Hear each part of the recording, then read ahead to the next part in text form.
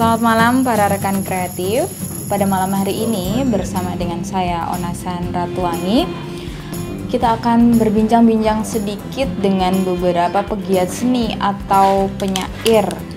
Nah, pada masa pandemi ini kita semua menyadari bahwa corona atau pandemi ini sangat mengakibatkan beberapa sektor yang berdampak bagi kita. Nah, kira-kira bagaimana sih tanggapan pegiat seni atau penyair kita sekarang? Kita tanya yuk.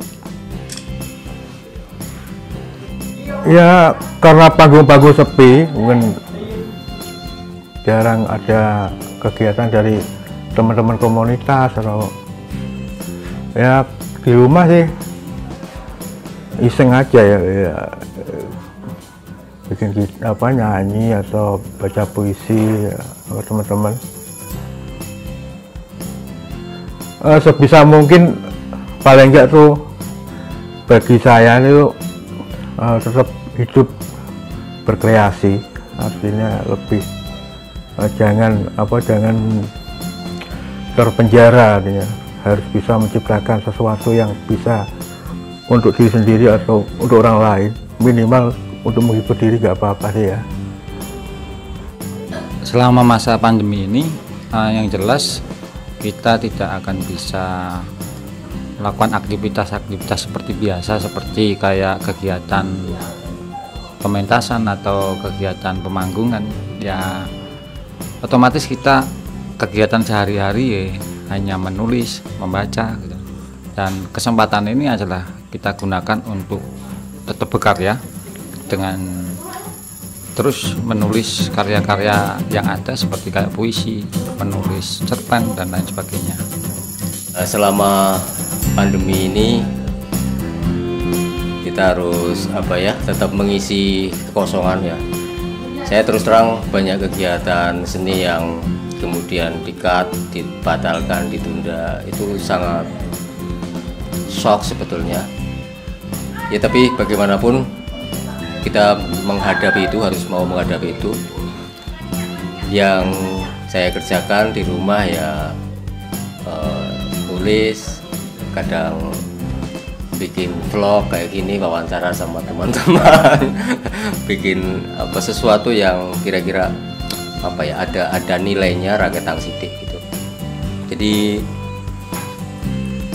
saya cuma menghindari jangan sampai saya ikut terpuruk kemudian tidak bisa lagi berkreativitas.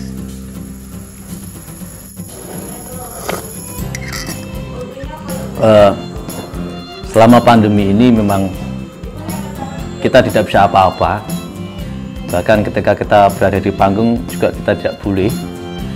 Ya otomatis kita harus merenung di rumah, membaca, latihan di rumah. Ya seperti itu yang kita lakukan, karena terus terang memang kita tidak bisa action di panggung, kita hanya bisa action di dalam kamar. Kamar itu adalah panggung, kamar itu adalah ruang ekspresi untuk menuangkan ide, gagasan, pikiran dan sebagainya. Nah, itulah selama pandemi ini.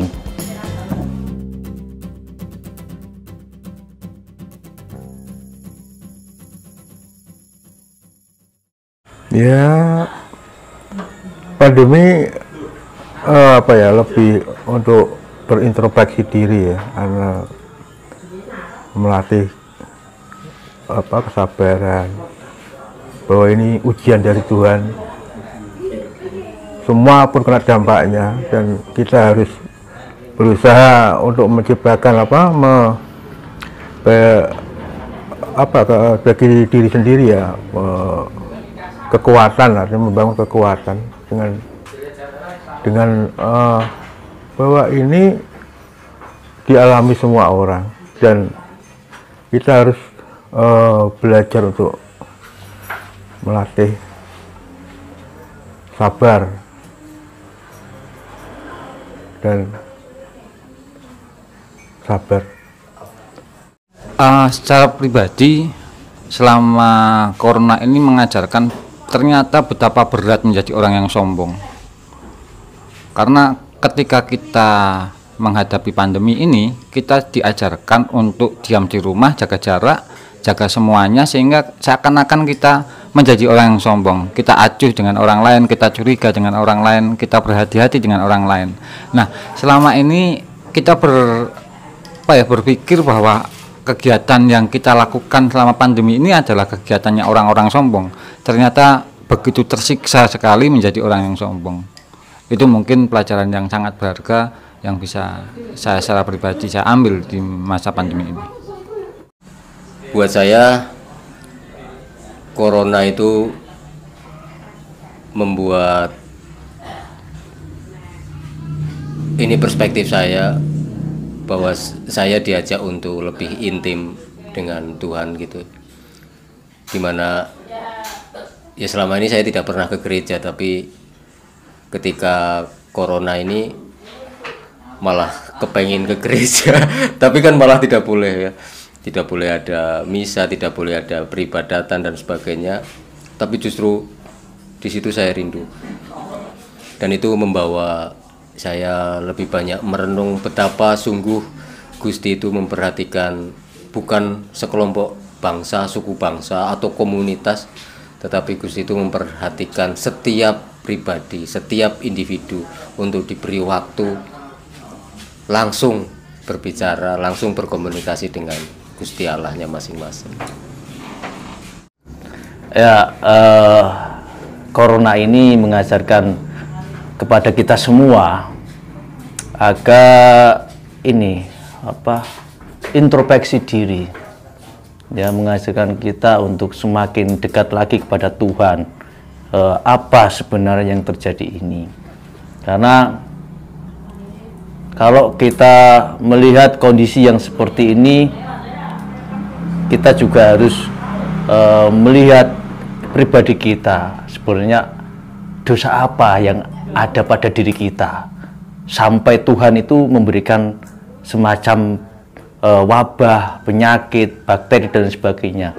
Jadi ini adalah menurut saya untuk introspeksi diri, perenungan kembali tentang perilaku-perilaku yang selama ini kita perbuat. Nah, ini untuk pendekatan diri pada Tuhan Yang Maha Esa. Saya pikir itu aja. Para rekan kreatif, tadi kita sudah mendengar beberapa pernyataan dan tanggapan dari pegiat seni atau penyair kita ini tentang pandemi atau corona yang sangat-sangat memukul kita semua. Nah, para rekan kreatif, dari tanggapan para penyair atau pegiat seni kita ini, kita mendapat pesan bahwa kita harus tetap kreatif dan memelihara semangat dalam hidup kita.